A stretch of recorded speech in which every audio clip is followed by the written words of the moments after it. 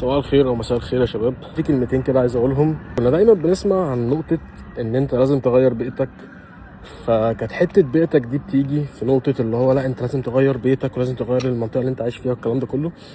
ولكن مع الوقت الواحد بيكتشف كده شوية حاجات بتخليه يعيد تفكير في نقطة لا، البيئة مش مجرد البيت اللي انت عايش فيه بس، او ممكن تكون حاجة تانية احسن بكتير كمان من ان انت تغير بيتك. ايه العلاقة ما بين الجيم والمسجد؟ انا بشوفها جميلة جدا، صحية جدا لنفسية البني ادم عموما. الناس اللي بتروح المسجد حتى يا اخي لو الناس دي بتذنب كل يوم، فاهم، ايا كان الذنب بقى، ايا كان هم بيعملوا ايه في حياتهم، ولكن الناس دي هي بتروح المسجد. مسجد، مفيش حد بيخش المسجد الا للعبادة فقط لا غير.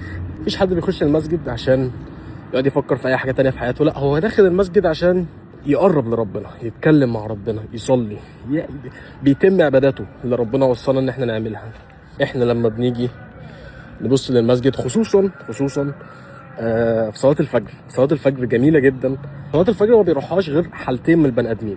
اول حالة فيهم هي الحالة اللي بتقوم من نومها في عز الساعة او في اي وقت كان، لان النوم، ان انت تقوم من النوم تعمل حاجة زي دي بيبقى قرار صعب والشيطان بيمنعك كتير قوي.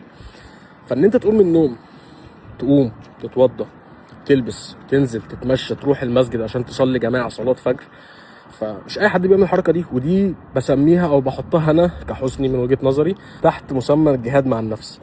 فده اول واحد معاك بينزل يقوم من بيته، برد، صيف، شتاء، ايا كان، هو بينزل يروح يصلي. وعندك التاني برضك اللي اختار لو هو كان سهران ان هو ينزل يصلي الفجر في المسجد جماعه وياخد الثواب.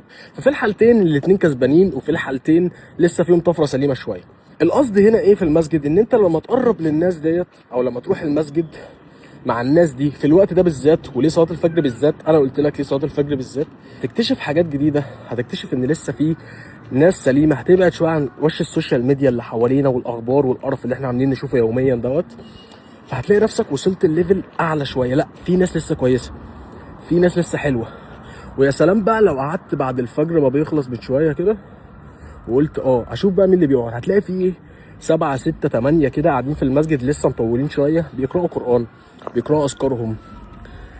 الناس دي جميله، الناس دي جميله، قرب منهم هتحبهم والله. تمام. طب الجيم بقى، ايه علاقه الجيم برضك بالمسجد؟ ان الجيم انت اول ما تخش الجيم كده هتلاقي في واحد فورمه، معروف ان هو فورمه، تمام، باين من جسمه، باين من شكله، ما بيتكلمش مع الناس كتير، مركز في تمرينه والكلام ده كله. الناس دي الجيم بالنسبه لها مش مجرد اللي هو انا باجي بعمل فورمه عشان منظره او شو او ايا كان، لا، الناس دي بتهتم بصحتها. تمام. الناس دي عندها الانضباط او نقطه الاستمراريه في شيء.